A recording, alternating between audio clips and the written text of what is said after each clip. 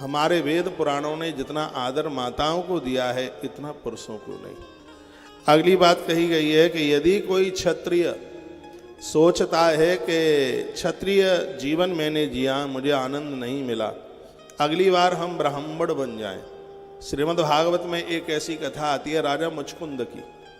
जब भगवान ने उनको दर्शन दिए तो कहा वरदान मांगिए, तो मुचकुंद ने कहा राजा बनकर के शांति नहीं मिली, प्रजा बहुत थी, मेरे पास धन संपदा भी कहीं कोई कमी नहीं रही, लेकिन हे भगवान ये राजा बन करके मुझे आनंद नहीं मिला, तो आप यह वरदान में दे दीजिए अगली बार मैं क्षत्रिय नहीं, अगली बार मैं ब्राह्मण बनना चाहता हूँ। भगवान श्री कृष्ण ने कहा ऐसा ही होगा, और वर्णन किया गया कि वही मुचकुंद नाम के राजा अगली बार में सदानंद ब्राह्मण बने, जिनकी कथा सत्यनारायण व्रत कथा में आती है। ये धरती पर सदानंद ब्राह्मण बन के आए। और मैं कहूँगा ताली बजाओ तो जोर से नहीं, बिल्कुल मत बजाओ।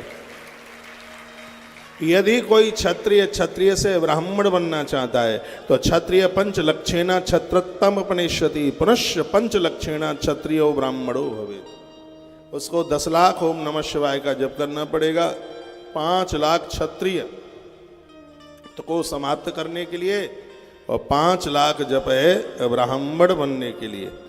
इस प्रकार से क्षत्रिय पंचलक्षण क्षत्रोत्तम अपनिष्यति, 2 बार पंचलक्षण का है, पुनश्च पंचलक्षण, फिर एक 5 लाख और जप करे, क्योंकि क्षत्रियो ब्राह्मणो भवेत्। फिर वह निश्चित रूप से क्षत्रिय ब्राह्मण बन करके धरती पर जन्म लेगा।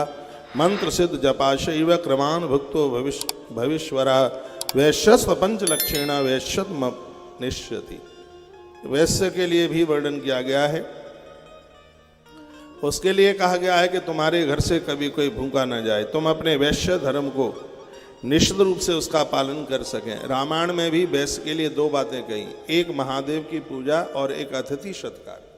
गुरुदेव वशिष्ठ ने तो यहाँ तक कह दिया कि हे भरत, ऐसा वैश्य जिसके यहाँ से कोई भूखा चला जाता है और भगवान शिव का पुजारी नहीं है, तो उसके मृत्यु पर सोचना चाहिए कि इसका जन्म धरती पर क्यों हुआ, उसका जन्म धरती पर नहीं होना चाहिए था।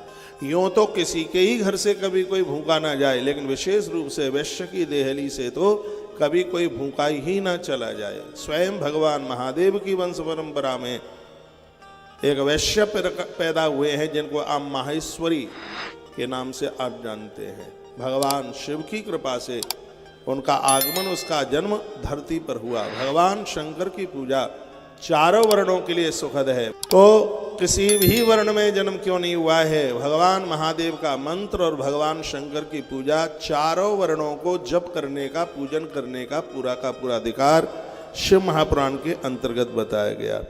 तो फिर कहा गया है कि पुनश्च पंचलक्षेण मंत्र ब्राह्मण उच्यते कनिष्ठच्चैव नमस्ते नः पंच विश्लक्षत विक्षता मंत्र विप्रत्तमावध्या पश्चात् शुद्धो भवे ध्वजा नारी वा अथवा नरो वाद ब्राह्मणो वान्येव च नमोन्तं वा नमः पूर्वा मातुरः सर्वदा जपे तथा श्रीराम तथैवो यम गुरु निर्देशयत् क्रमात्। जो भी चारों वर्ण के लोग हैं, जो भी कोई भी मंत्र आप जपते हैं, गुरु निर्देशयत् क्रमात्, यह मंत्र आप गुरु के निर्देश में ही जपें। उनसे मंत्र सुने, मंत्र को शुद्ध करें, विधि पूछें, तब ही ये मंत्र अपने आप में प्रभावी होंगे, नहीं तो फिर इन मंत्रों का कुछ भी मिलने वाला नहीं है। स्पष्ट लिखा है, कहा गया है गुरु निर्देशयेत् क्रमात्, गुरुजनों के निर्देशन में ही ये साधना की जाए तो ये ज़्यादा फलीभूत होती है।